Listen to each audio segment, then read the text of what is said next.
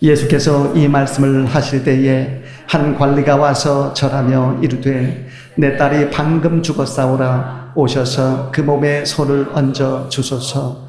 그러면 살아겠나이다 하니 예수께서 일어나 따라가시매 제자들도 가더니 12해 동안이라 혈루증으로 앓는 여자가 예수의 뒤로 와서 그 겉옷가를 만지니 이는 제 마음에 그 겉옷만 만져도 구원을 받겠다 합니다. 예수께서 돌이켜 그를 보시며 이르시되 딸아 안심하라. 내 믿음이 너를 구원하였다 하시니 여자가 그 즉시 구원을 받으니라. 예수께서 그 관리의 집에 가사 피리 부는 자들과 떠드는 무리를 보시고 이르시되 물러가라. 이 소녀가 죽은 것이 아니라 잔다 하시니 그들이 비웃더라. 무리를 내보낸 후에 예수께서 들어가사 소녀의 손을 잡심에 일어나는지라. 그 소문이 그 온 땅에 퍼지더라. 아멘. 어느 날 아프리카에 있는 의료 선교 캠프로 한 사람이 큰 부상을 입은 채 실려 들어왔습니다. 가까운 큰 병원으로 가려비었 약 150km를 가야 했기에 결국 캠프 치료실에서 긴급 수술을 했는데 피가 부족해서 의료 선교사가 기도를 했습니다. 하나님, 피가 부족합니다. 피가 공급되게 하소서. 그 순간 선교사는 자신의 혈액형이 환자의 혈액형과 같은 것을 깨닫고 자신이 기적의 통로가 되기로 결심하고 자신의 피를 뽑아서 그 피로 수술을 무사히 마쳤습니다. 기적의 주체이신 하나님은 종종 나를 기적의 통로로 쓰십니다. 나는 누군가가 오랫동안 찾던 기도 응답의 도우미가 될 수 있습니다. 누군가를 위해서 큰 일을 해야만 하는 것은 아닙니다. 작은 일을 통해서도 얼마든지 기적의 통로가 될 수 있습니다. 잠깐의 대화, 진지한 경청, 정성스러운 식사 대접, 외로울 때의 동행 듣기, 큰 일은 아니지만은 누군가에게는 영혼을 살리는 기적의 도구가 될 수 있습니다. 한 아프리카 출신 흑인 학생이 저널리스트의 꿈을 가지고 기적적으로 미국 아이비리그 대학에 장학금을 받고 들어가게 되었습니다. 거기서 유력한 집안 출신의 백인 룸메이트와 친해졌습니다. 그 룸메이트가 친구의 꿈을 듣고 말했습니다. 저널리스트가 되려면 어휘가 풍성해야 해. 그때부터 매일 한 달씩 꾸준히 친구를 4년간 가르치게 되었습니다. 그 흑인 학생이 나중에 미국 최고의 저널리스트가 되었습니다. 백인 룸메이트 학생이 기적의 통로가 된 것입니다. 기적의 통로가 되려는 마음도 없이 신비한 기적만 추구하면 이단 교주가 놓은 덫에 걸리기 쉽습니다. 신비한 기적을 추구하는 것보다 기적의 통로가 되는 것이 중요합니다. 내가 기적의 통로가 되면 내게도 기적이 주어집니다. 한 시간의 대화 속에 깃든 나의 사려 깊은 말을 통해서 누군가가 멋지게 일어나는 기적이 이루어질 수가 있습니다. 결국 사람에게 진짜로 필요한 사람은 상처 입은 사람과 함께 주면서 기적의 통로나 기적의 도구가 되어줄 사람입니다. 기적을 원하기보다 기적의 통로가 되기를 더 원하고 힘쓰면 더 기적이 주어집니다. 어떤 사람은 교회에서 멀리 사는 성도가 주일 예배를 드릴 수 있도록 늘 픽업을 해줍니다. 어떤 자녀는 노모의 주일 예배 픽업을 늘 해줍니다. 그러한 사람들이 기적의 통로입니다. 내가 모두는 돕지 못해도 누군가는 도울 수 있습니다. 좌석이 쇠붙이를 끌어들이고 꽃이 꿀벌을 끌어들이듯이 영혼을 끌어들이는 매력을 갖추면 점차 나로 인해서 나의 가족과 주변인도 변화가 됩니다. 욕심을 덜어내고 조금 덜 두며 사는 변화의 기적을 이루면 하나님이 더 채워주시는 기적적인 역사가 있습니다. 기적은 멀리 있지 않습니다. 생명 감수성과 영안이 있으면 곳곳에 널린 기적이 보입니다. 자연 만물도 기적의 보고입니다. 자연 만물을 보고 자연을 음미하면서 하나님을 읊조리면 신비한 치유 가능성도 커지게 됩니다. 미지의 탐험가들이 GPS로 자신의 위치를 찾듯이 하나님을 기준으로 자신의 위치를 찾으면 곳곳에 널린 기적을 발견할 수 있고 기적의 주인공이 될 수 있습니다. 구체적으로 기적의 주인공이 되려면 어떻게 해야 되는지 오늘 본문 말씀을 중심으로 해서 기적의 주인공이 되는 길 4가지 원리 같이 한번 생각해 보기를 원합니다. 첫 번째는 예수님을 지극히 높이십시오. 어느 날 예수님이 세례요한의 제자들에게 금식에 관한 가르침을 주실 때 한 관리가 와서 예수님께 절하며 말했습니다. 마가와 누가는 그 관리가 유대 회당장 야이로라고 기록하고 있습니다. 회당장은 회당의 예배, 유지, 운영, 관리, 보안을 관리하는 총책임자로서 마을에서 가장 존경받는 사람 중에 하나였습니다. 그러한 유력자가 예수님께 와서 절한 것은 예수님에 대한 믿음과 존경심의 표시였습니다. 그 믿음과 존경심이 기적의 동인이 되었던 것을 보게 됩니다. 사람에게 지상 최대의 기적은 자신을 낮추면서 예수님을 높이고 구세주로 믿는 기적입니다. 가장 고귀한 사람은 예수님을 자랑하는 사람입니다. 사람들은 본능적으로 다 자랑하기를 좋아합니다. 어떤 사람은 자랑이 특히 심합니다. 그러한 자랑을 하고 나면 스스로 마음이 불편해져야 정상입니다. 생각 있는 사람은 자랑하는 사람을 겉으로는 칭찬하면서도 속으로는 자랑을 삼갔으면 좋겠다라고 여길 것입니다. 자랑을 절제하는 염치가 있는 삶이 복된 삶입니다. 자랑하려는 본능을 절제하려는 의지로 잘 컨트롤하는 삶이 진실한 삶입니다. 특히 자랑하는 본능을 예수님 자랑으로 승화시키는 삶은 가장 진실한 삶입니다. 동물 세계를 보면 사자가 사냥할 때 최대한 몸을 낮추고 감췄다가 최적의 때에 사냥감을 목표로 해서 돌진해서 잡습니다. 사람도 목표를 이루려면 더욱 자신을 낮춰야 합니다. 나를 낮추고 예수님을 높이면 하나님께서 기뻐하셔서 내게 능력을 주시고 나를 복된 자리로 더욱 높여 주실 것입니다. 벼가 익으면 고개를 숙이듯이 믿음이 성숙해지면 겸손해집니다. 예수님처럼 된다는 말을 이단교주는 예수님처럼 기적을 행할 수 있다는 말로 주로 해석하지만 성숙한 성도는 예수님처럼 겸손해진다는 말로 주로 해석을 합니다. 마르틴 루터는 예수님이 기적을 행하려고 하기보다 먼저 예수님의 겸손을 배우라고 했습니다. 아는 척, 있는 척, 높은 척을 삼가고 예수님처럼 겸손해져야 진짜 기적의 주인공이 될 수 있습니다. 예전에 한 장로는 토요일이면 교회에 나와서 교회의 구석구석을 정리하고 청소했습니다. 그렇게 하면서 저가 복된 주일 예배를 위해서 기도를 했을 것입니다. 그 장로로 인해서 그 교회의 섬김의 영이 충만해졌습니다.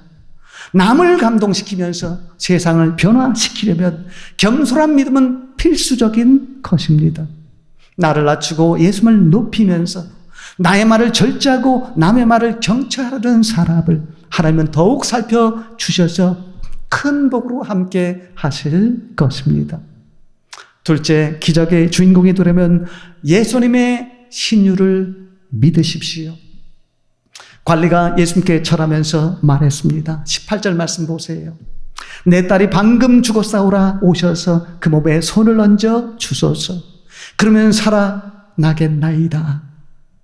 그 관리는 예수님을 구원자와 치유자로 믿었습니다.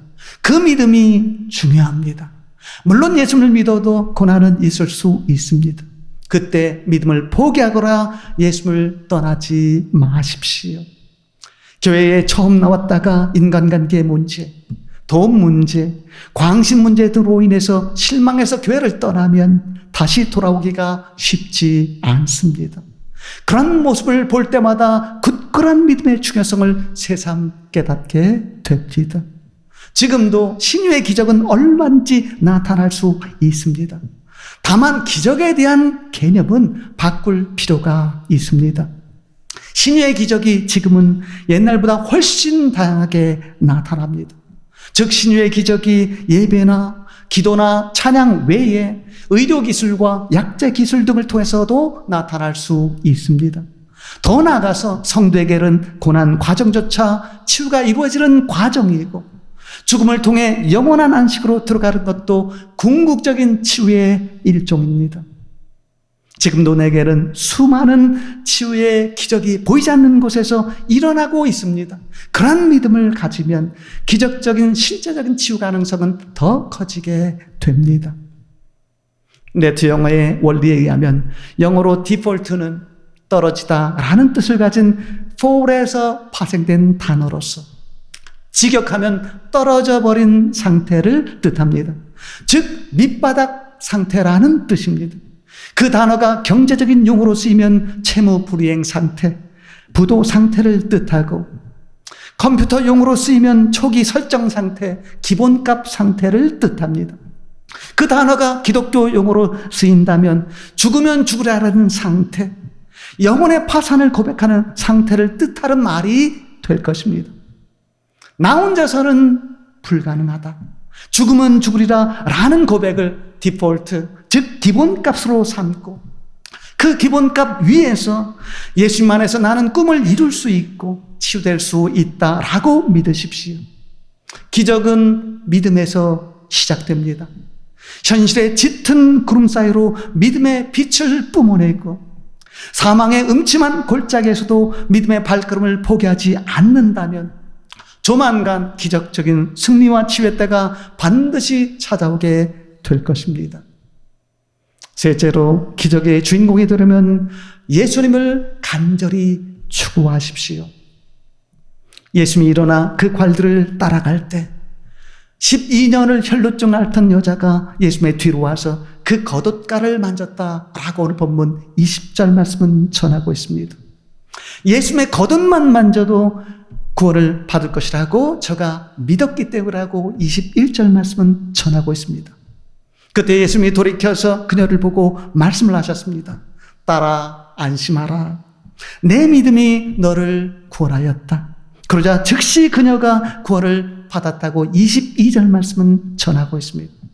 그녀는 예수님을 간절히 추구함으로써 치유의 은혜를 입었습니다. 예배가 무엇입니까? 하나님을 간절히 추구하는 것입니다. 물론 예배한다고 늘 성공하는 것, 승리하는 것은 아닙니다. 그러나 최종적으로는 결국 승리합니다. 한 목사가 미국에서 신학대학원을 나와서 영어를 원어민처럼 잘했습니다.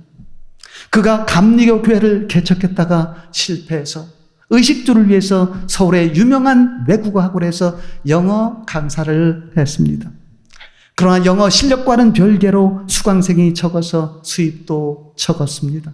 반면에 그의 동료 강사는 수강생이 많아서 떼돈을 벌었습니다. 그 동료 강사가 영어 실력보다 자기 홍보에 탁월했기 때문입니다. 세상에서는 외식하는 사람이 더 잘 되는 경우가 많지만 하나님 앞에서는 결국은 진실이 승리합니다. 왜 예수님을 간절히 추구하는데 잘 되지 않는 경우가 생깁니까? 그런 질문에 너무 매달리지 마십시오. 그 온전한 이유는 하나님만 아시고 천국에 가야만 알 것입니다. 중요한 것은 지금 나의 할 일을 땀 흘려서 하고 진실함에서 후퇴하지 않는 것입니다. 이단 교주는 자신을 바라보게 만드는 자기 홍보에 탁월하지만 참된 목사는 예수님을 바라보고 추구하게 만듭니다. 그렇게 예수님을 바라보고 추구하면은 잠시 뒤처지는 것 같아도 결국은 앞서게 됩니다. 내게 기적적인 성공이 혹시 있게 되면 그 기적은 하나님께서 이루어 주신 것입니다. 그 기적 자체에 너무 감탄하지 말고 그 기적을 이루게 하신 하나님께 감탄하십시오. 병자를 치유했다면서 자신을 바라보게 만드는 이단 교주의 기적에 감탄하면 오히려 사망과 불행의 길로 떨어지게 됩니다. 어떤 기적을 체험해도 그 체험이 자신의 영성과시로 나타나지 않게 하십시오. 기적을 체험하고 성공해도 예수님을 추구하는 삶이 후퇴하지 않는 사람이 진짜 기적의 주인공이 된다는 사실 잊지 마십시오. 마지막 네 번째로 기적의 주인공이 되려면 예수님 안에서 하나 되십시오. 오늘 우리가 읽은 본문 23절 말씀 보세요. 마침내 예수님이 그 관리집에 도착하리까 피리 부는 자들과 떠드는 무리들이 있는 것을 보셨습니다. 그때 예수님이 무리들에게 말씀을 하셨습니다. 물러가라. 이 소녀가 죽은 것이 아니라 잔다. 그러니까 많은 사람들이 비웃었다고 24절 말씀은 전하고 있습니다.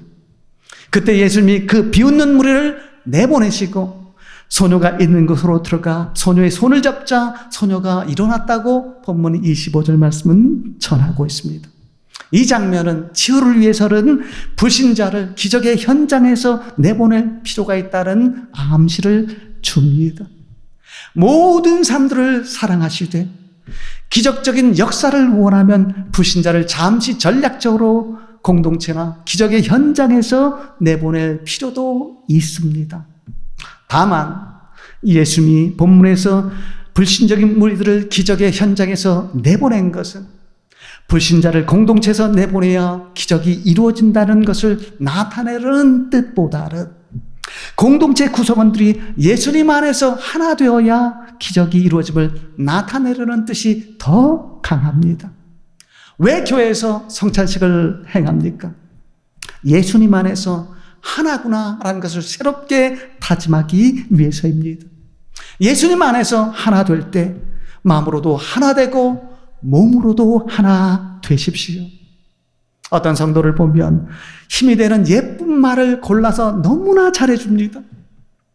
칭찬과 격려를 잘하는 것도 복을 예비하는 재능입니다. 그런 말이 습관화된 사람은 교회에 큰 힘이 됩니다. 그러나 그 사람보다 더 힘이 되는 사람이 있습니다. 말은 조금 무뚝뚝해도 묵묵히 주일 예배 10분 전까지는 교회에 와서 기도하는 마음으로 예배를 준비하고 예배 드릴 때는 사모하는 마음으로 예배하고 예배 후에는 교제 시간 그리고 그 시간에 칭찬과 격려를 넘치게 잘하고 그리고 교회 봉사가 후퇴하지 않는 사람입니다. 어느 날 한 목사가 교회 청소를 열심히 하는 사업가 집사에게 말했습니다. 집사님, 앞으로 사업에 성공해서 기업 회장이 되어도 많이 헌금한 도로 청소를 고용해서 교회 청소를 대신시키기보다 직접 몸으로 변함없이 청소 봉사를 할 거죠? 그 집사가 즉시 대답했습니다. 당연히 그래야지요. 그처럼 성공했어도 몸으로 봉사하는 마음이 후퇴하지 않고 선한 봉사를 놓지 않으면서 초심을 잃지 않는 사람이 진짜 성공자입니다. 성도가 성공해서 선교사에게 재정적인 뒷받침을 하려는 마음 정말로 소중합니다. 그러나 더욱 소중한 것은 예배와 교제와 헌신과 봉사 생활이 후퇴하지 않으면서 성공하는 것입니다. 물질을 들이면서 함께하는 것도 중요하지만 몸을 들이면서 함께하는 것이 더 중요합니다. 즉 주일에 예배자로 성공하면서 주중에 삶으로 드리는 예배에서도 성공하십시오. 성찬식은 물질적인 헌신도 중요하지만 몸으로 함께하는 헌신이 더 중요함을 일깨우는 의식입니다. 그렇기 때문에 성찬에 임할 때마다 몸으로 함께하는 헌신을 새롭게 다짐할 수 있기를 바랍니다. 선교 비전 성취를 위해서 필요한 물질을 성도도 채워줄 수 있지만 혹시 그 성도가 채워주지 못해도 때가 되면 하나님께서 채워주십니다. 어떤 교회가 거룩한 선교 비전을 가지고 오랫동안 물질적인 헌신을 할 인물 성도를 달라고 기도를 했습니다. 그런데 그러한 인물 성도가 잘 나타나지 않았습니다. 그래도 실망하지 않고 거룩한 선교 비전을 계속 품고 준비하니까 전혀 예상하지 못한 기적적인 일이 벌어졌습니다. 즉 교회가 있는 지역에 재건축이 이루어지면서 그 교회 부동산의 상수로 선교 비전을 이행할 재정적인 능력을 얻게 된 것입니다. 물질은 때가 되면 하나님이 얼마든지 주실 수 있습니다. 그렇기 때문에 물질을 많이 벌어서 교회에 헌신하겠다는 마음을 가지고 열심히 사는 것도 중요하지만 그 전에 하나님께 나의 몸을 예배자로서 그리고 봉사자로서 먼저 드리는 것이 더 소중합니다. 예배하는 그 자리에 항상 있고 교회의 봉사 자리에 항상 있는 성도가 된다면 하나님께서는 몸과 마음으로 함께한 그의 예배를 기쁘게 받으시고 그를 축복의 도구, 축복의 통로로 세워주셔서 그 교회의 필요를 넉넉하게 채워주실 것입니다. 예배를 통해서 하나님과 하나 되고 봉사를 통해서 교회와 하나 됐고 교제를 통해서 교우와 하나 되십시오. 그런 마음을 오늘 성찬식을 통해서 새롭게 다짐할 수 있기를 바랍니다. 그런 하나됨의 역사로 성공한 후에도 헌신과 봉사가 후퇴하지 않는 것까지 잘하는 그런 사람이 참된 성공자입니다. 오늘도 하나님께서 주신 4가지 말씀, 늘 예수님을 지극히 높이고 예수님의 신유를 믿고 예수님을 간절히 추구하고 예수님 안에서 하나 됨으로써 내가 속한 공동체와 세상을 변화시키는 기적의 주인공이 다 될 수 있기를 진심으로 축원을 드립니다. 기도하겠습니다. 거룩하신 하나님 아버지 감사합니다. 오늘도 기적의 주인공이 되려면 어떻게 해야 하는지 다시 한번 말씀으로 깨우쳐 주셨사오니 감사합니다. 오늘도 주신 말씀처럼 늘 예수님을 온전히 믿고 어디서든지 앞세우면서 예수님 안에서 하나 되기를 힘쓰므로써 세상과 교회를 변화시키는 기적의 주인공으로 사는 저희들 되게 하여 주옵소서. 오늘도 변함없이 저희 교회를 위해서 간절히 기도합니다.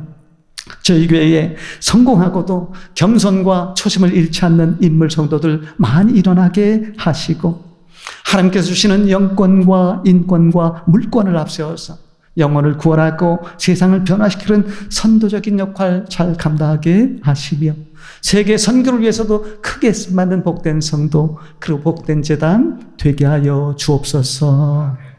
이루어 주신 줄 믿고 감사하며 예수님 이름으로 기도드리옵나이다. 아멘.